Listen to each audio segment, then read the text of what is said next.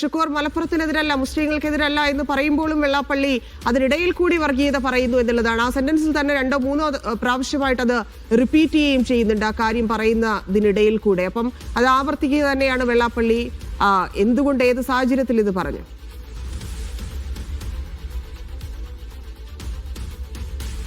ധന്യ, വെള്ളാപ്പള്ളി നടേശൻ ഇത്തരമൊരു നിലപാടുകൾ സ്വീകരിക്കാൻ തുടങ്ങിയിട്ട് കാലമേറെയായി.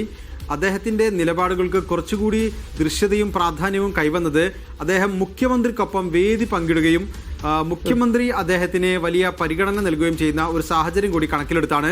തെരഞ്ഞെടുപ്പിന് തൊട്ടു മുൻപ്, നിലമ്പൂർ ഉപതെരഞ്ഞെടുപ്പിന് തൊട്ടു മുൻപും അതുപോലെ തന്നെ തദ്ദേശ തെരഞ്ഞെടുപ്പിന് മുമ്പുമെല്ലാം ഇടതുപക്ഷത്തിന്റെ പിന്തുണക്കുകയും ഒപ്പം തന്നെ മലപ്പുറത്തെയും മുസ്ലിങ്ങളെയും പൈശാചികവൽക്കരിച്ചും വില്ലന്മാരാക്കിയും നിരന്തരം അദ്ദേഹം പ്രസ്താവനകൾ നടത്തിക്കൊണ്ടിരിക്കുന്നു.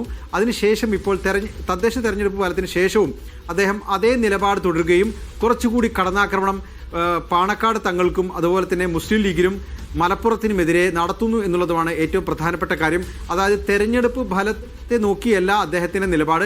അദ്ദേഹത്തിന് അടിസ്ഥാനപരമായി തന്നെ അത്തരമൊരു നിലപാടുണ്ട്. അദ്ദേഹം അത് നിരന്തരം ആവർത്തിക്കുന്നു. ആ നിലപാടിനെ ഒരു ഘട്ടത്തിൽ ഇടതുപക്ഷവും അതുപോലെ തന്നെ CPM-ഉം മുഖ്യമന്ത്രിയുമെല്ലാം കൊണ്ടു നടന്ന് ഒപ്പം ചേർത്ത് നിർത്തി എന്നുള്ളതാണ് അതിൻ്റെ രാഷ്ട്രീയ പ്രാധാന്യം. ഇപ്പോൾ തെരഞ്ഞെടുപ്പിന് ശേഷവും അദ്ദേഹം ആ നിലപാട് തുടരുമ്പോൾ അദ്ദേഹം അത് കുറച്ചുകൂടി കടുപ്പിക്കുകയാണ്. അതേക്കുറിച്ച് ഇടതുപക്ഷത്തു നിന്നും ആരും കാര്യമായ പ്രതികരണങ്ങൾ നടത്തിയില്ലെങ്കിലും ഈ നിലപാട് കേരളീയ സമൂഹത്തിൽ ഒന്നുകൂടി ചർച്ച ചെയ്യപ്പെടുമെന്ന കാര്യത്തിൽ തർക്കമില്ല. മറ്റൊരു പ്രധാനപ്പെട്ട കാര്യം, മുഖ്യമന്ത്രി പിണറായി വിജയൻ വെള്ളാപ്പള്ളി നടേശന് നൽകിയ ഒരു പിന്തുണ, അല്ലെങ്കിൽ അദ്ദേഹം അങ്ങനെ പിന്തുണയ്ക്കുന്നു എന്ന് സമൂഹത്തിൽ വരുത്തി തീർത്ത ഒരു പ്രതീതി ഒരു പരിധിവരെ അദ്ദേഹത്തിന്റെ പ്രതികരണങ്ങൾക്ക് കൂടുതൽ ദൃശ്യത നൽകിയിട്ടുണ്ട്. അതുമായി ബന്ധപ്പെട്ടൊക്കെയാണ് സംഭവിച്ചിരിക്കുന്നത് എന്നത് കണ്ടതാണ്. കാരണം നമുക്കറിയാം, അയ്യപ്പ സംഗമത്തിലേക്ക് വെള്ളാപ്പള്ളിയെ കൊണ്ടുപോയത് പോലും CM-ന്റെ കാറിലാണ്. അപ്പം അങ്ങനെയുള്ള അടുപ്പം സ്വീകരിക്കുന്നു. മലപ്പുറത്തിനെതിരായ ആ വിദ്വേഷ പ്രസംഗത്തിന് ശേഷം, അതായത് ഏറ്റവും റീസെന്റ് ആയിട്ടുള്ള വിദ്വേഷ പ്രസംഗത്തിന് ശേഷം മുഖ്യമന്ത്രിയും മന്ത്രിമാരും ഇരിക്കുന്ന വേദിയിൽ വെള്ളാപ്പള്ളിയെ ഇരുത്തുന്നു, വെള്ളാപ്പള്ളിയെ അനുമോദിക്കുന്ന ചടങ്ങ് സംഘടിപ്പിക്കുന്നു. അപ്പം ആ രീതിയിൽ ചേർത്ത് നിർത്തിയിരിക്കുന്ന ആളാണ്. അത് സർക്കാരിനെ സംബന്ധിച്ച് ഇപ്പോൾ നടത്തിക്കൊണ്ടേയിരിക്കുന്ന വെള്ളാപ്പള്ളി ഒരു ഇഞ്ചു പോലും പുറകോട്ട് നിൽക്കാത്ത ഈ വർഗീയ പരാമർശങ്ങൾ അത് ഏത് തരത്തിലായിരിക്കും സർക്കാരിനെ കൂടി ഇനിയും ബാധിക്കാൻ പോവുക?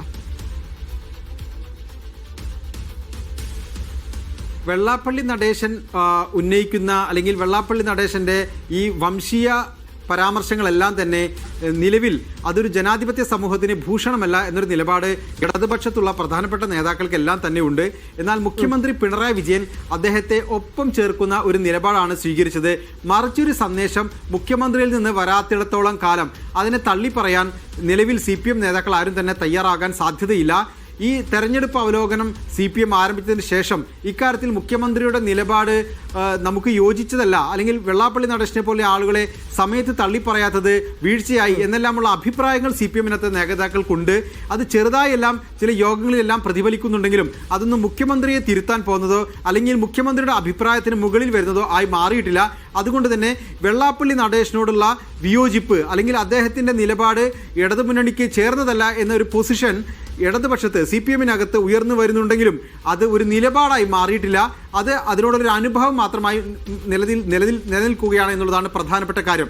എന്തായാലും മുഖ്യമന്ത്രി പിണറായി വിജയൻ ഇക്കാര്യത്തിൽ സ്വീകരിക്കുന്ന നിലപാട് മാത്രമേ തൽക്കാലം CPM-ൽ പ്രബലമായി നിലനിൽക്കൂ എന്നുള്ളതാണ് യാഥാർത്ഥ്യം. അദ്ദേഹം ഇതുവരെ വെള്ളാപ്പള്ളി നടേശനെ തള്ളിക്കളയാൻ തയ്യാറായിട്ടില്ല. അതുകൊണ്ട് തന്നെ CPM-ലെ പ്രധാനപ്പെട്ട നേതാക്കൾ ആരും തന്നെ വെള്ളാപ്പള്ളി നടേശനെതിരെ ഒരു നിലപാടെടുക്കുക എന്നുള്ളത് നിലവിൽ സാധ്യമല്ലാത്തൊരു കാര്യമാണ്. ഒരുപക്ഷെ ഈ തോൽവി വിലയിരുത്തുന്നതുമായി ബന്ധപ്പെട്ട് വെള്ളാപ്പള്ളി നടേശൻ ചെയ്ത് മോശമായി പോയി, അദ്ദേഹത്തെ ഒപ്പം ചേർത്ത് പാർട്ടിക്ക് തിരിച്ചടിയായി എന്നൊരു വിലയിരുത്തൽ CPM നടത്തുന്നത് വരെ വെള്ളാപ്പള്ളി നടേശന് ഇതുപോലെ CPM-ന്റെ കൂടി പിന്തുണയോടുകൂടി ഇത്തരം പ്രതികരണങ്ങൾ തുടരാൻ കഴിയും എന്നുള്ളതാണ് ഞാൻ മനസ്സിലാക്കുന്നത്.